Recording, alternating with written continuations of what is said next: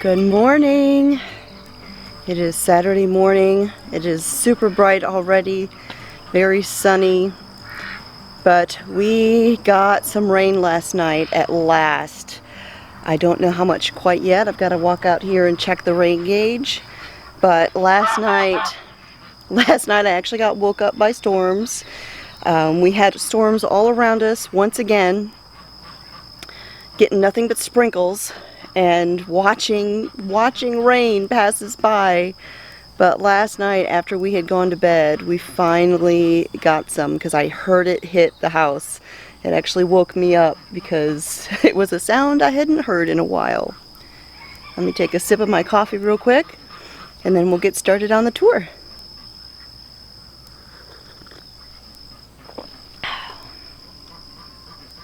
So the first thing that I want to mention is I had talked about that butterfly flower, the milkweed that had not come back up. I planted it over there in the flower bed last year and nothing came up over there.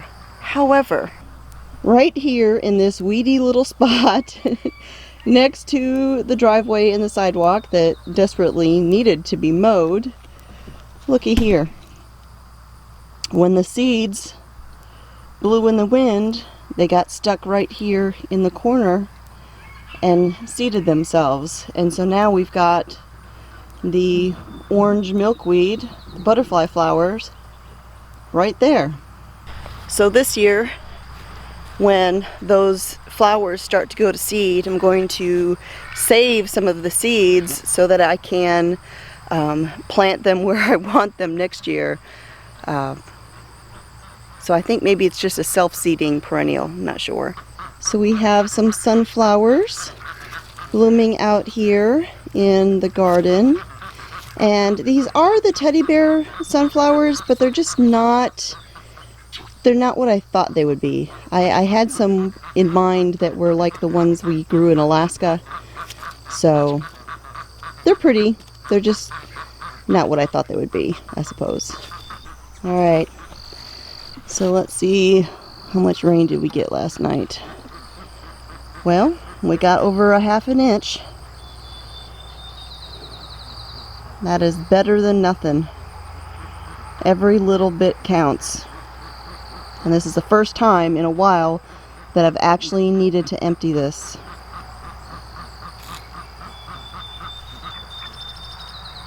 So these red roselle flowers, or plants, I'm actually having a hard time calling these flowers because there wasn't very much as far as flowers went. It's just a lot of foliage, which is not what I thought it would be. I planted the roselle for the flowers because on the information about those, they had these beautiful flowers, and I thought it would be a lovely addition out here in the front garden, and I'm a little disappointed. There were flowers down at the bottoms of the plants, but the foliage continues to grow and there's no more flowers happening. What is happening is these roselle plants are like a Japanese beetle magnet. I haven't had an issue with Japanese beetles in the past, but this year they are all over those roselles.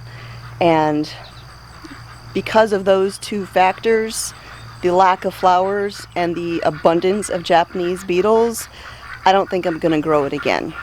It's not what I had hoped for, and definitely not what I want. This massive bush of Tulsi is still hanging on. This mass right here of plant came from 4 plants. There's 4 little bitty Tulsi plants that got put in there, and just look how massive this is. It goes all the way across the bed, all the way to the other side. That is just amazing to me how big that got. The Monday sage, I'll be coming out here this week and collecting seeds from these plants to save for next year. I really liked the look of these when they were in full bloom. They were so pretty. The loofah is still doing its thing.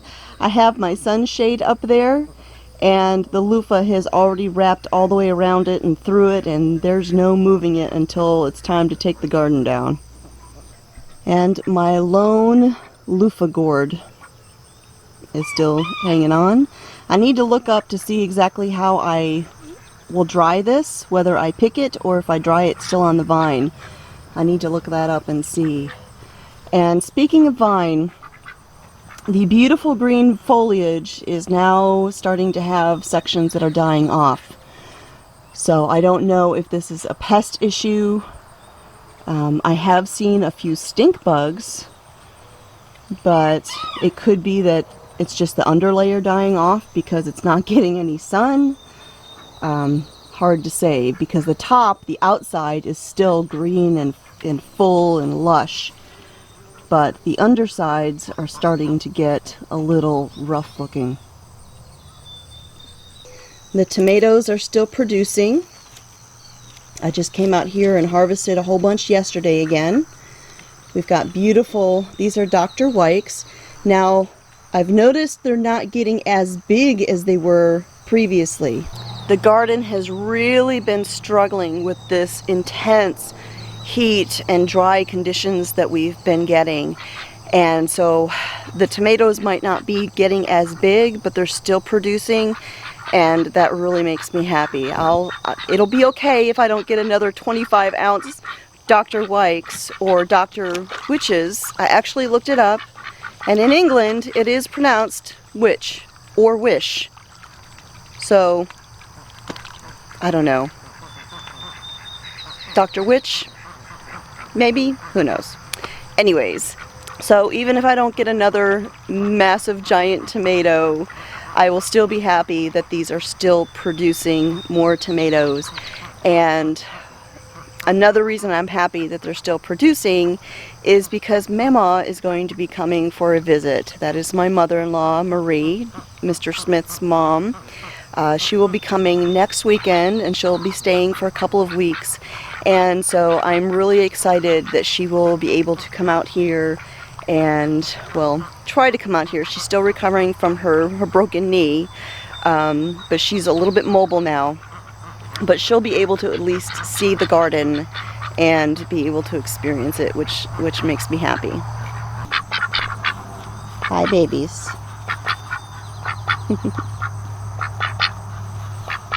So the bee balm is done for the year.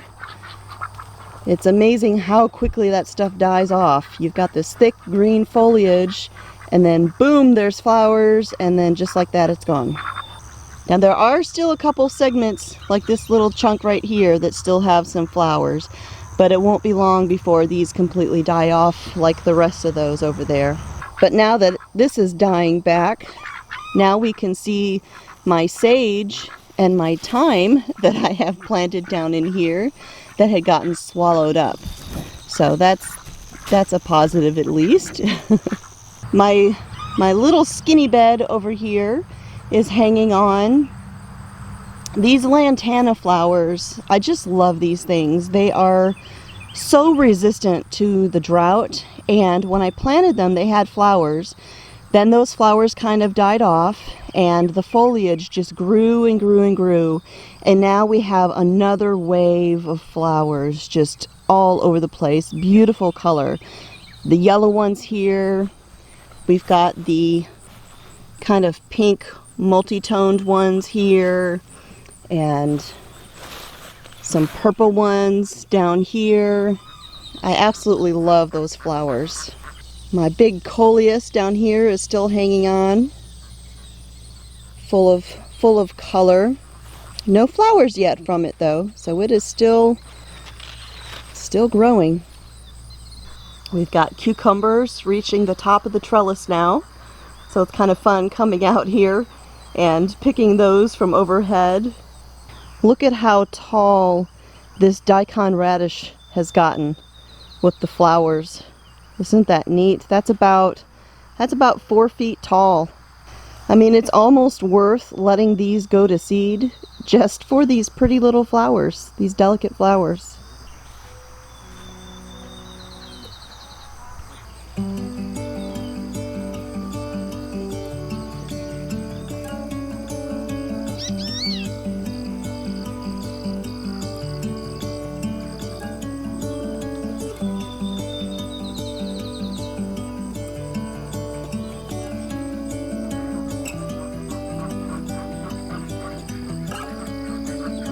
So a couple weeks ago, we had baby praying mantises all over the place out here on the front porch, which I love praying mantises. I think they are just the coolest insects. And I was very careful when I would come out here because I didn't want to step on any of them. And in the past, we have seen praying mantises all in these butterfly bushes. But they are so hard to see. They're so camouflaged. I've been coming out here and just standing here looking into these bushes trying to find one. I know there's some in there, but I have just not been able to find any. Not a one. They're so camouflaged. Up here on the porch, this citronella plant is doing amazing. It is huge and bushy. My hibiscus is still putting out flowers. I set all of these porch plants out on the sidewalk last night, and they got nicely rained on, watered with real water, real rainwater. Look at those gorgeous scarlet coneflowers. They're so pretty. My minstrel begonia here is starting to not look so hot. I think it just might be reaching the end of the season, and it's really, really hot out here and dry and all of that. So I need to figure out how to keep this, whether I can propagate it or what exactly I need to do with it, because it got so big. Look at those pretty peppermint blossoms. So pretty, so delicate. So I just want to take a minute to talk about these peppers.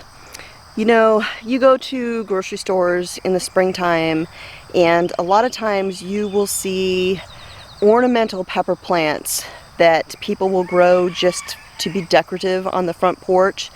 Now, when you buy those ornamental pepper plants, a lot of times they have been treated with things that actually make those peppers not edible. And so if you get those, they're pretty, but you can't actually eat the peppers, or you definitely should not. That said, if you ever want to grow peppers that are ornamental, very pretty, pop of color, but still want to maybe have the option to eat them, these are definitely the ones you want to grow. We're starting to get a little bit bright out here, so the color's a little blown out, but these Chinese 5-color peppers are absolutely stunning. These are the showstopper peppers of the year, that is for sure. I mean, just look at all these peppers, and they are so pretty.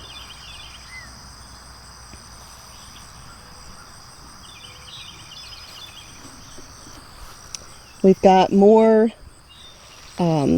lipstick peppers growing. They're not as big as they were in the springtime, but they are still producing. And these do really taste just like a bell pepper when they're green, but when they're red, they do have a very lovely sweet taste. And I can see there are some down in there that are turning, so I'll come out here and pick those before too long. The jalapenos are still producing plenty of peppers.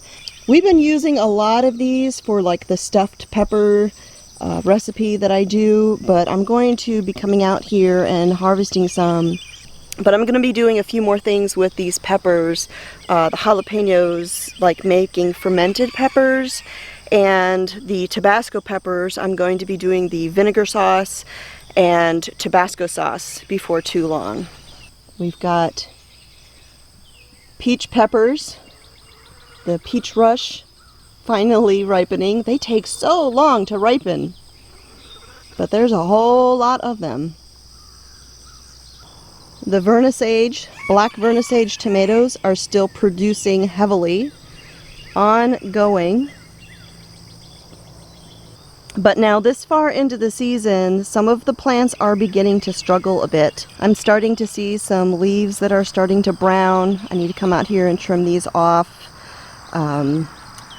They're showing signs of stress. Over here I'm not really seeing any blight, but over in the big garden, or in the in-ground garden I should say, I do have some plants that definitely are not doing great, and I'm going to be pulling them out this week.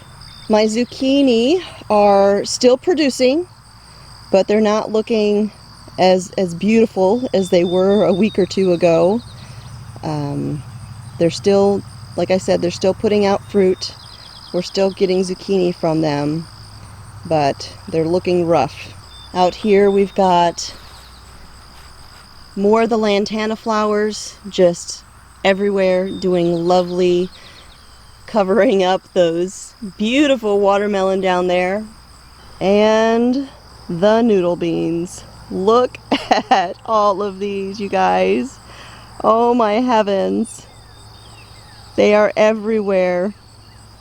So I'm going to be actually leaving several of these on the plants to fully form and dry, so that I can save the seeds for next year. They are just so neat looking. So right here I have my first toothache flower blossoms that have shown up. So I actually ordered the wrong ones. I thought I had ordered the ones that were kind of two-toned in color. Turns out I ordered the yellow ones. I think I just clicked on the wrong ones when I ordered them. But they are finally showing up with their funny little flowers. The sweet alyssum is doing lovely. My Moon and Stars watermelons are growing.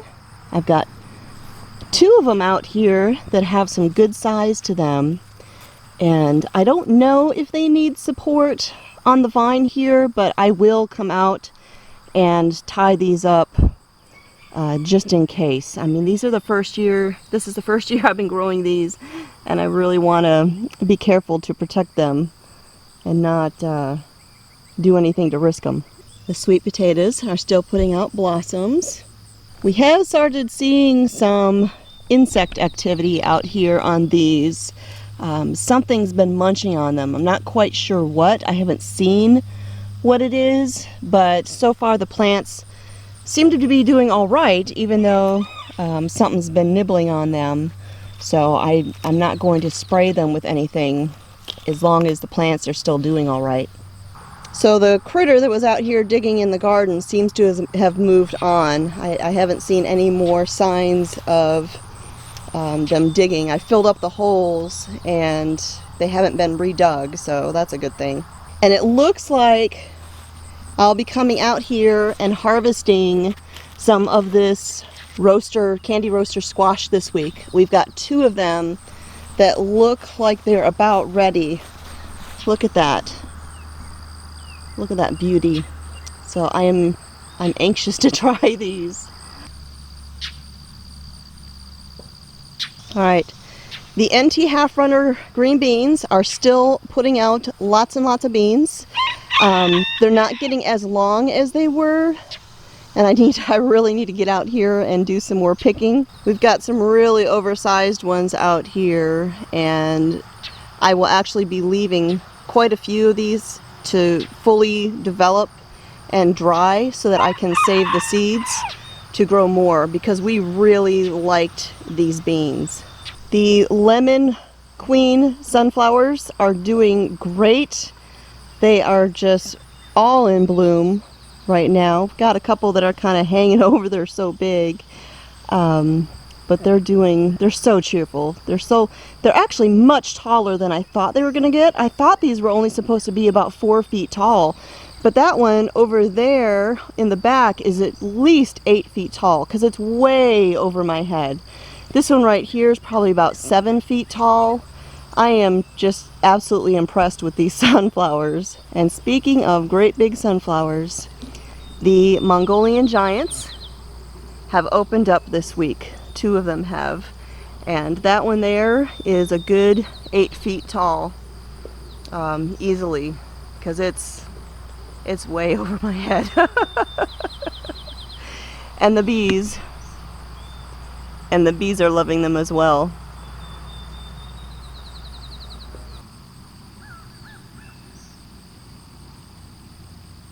So that is the garden tour for this week here at A Good Life Farm.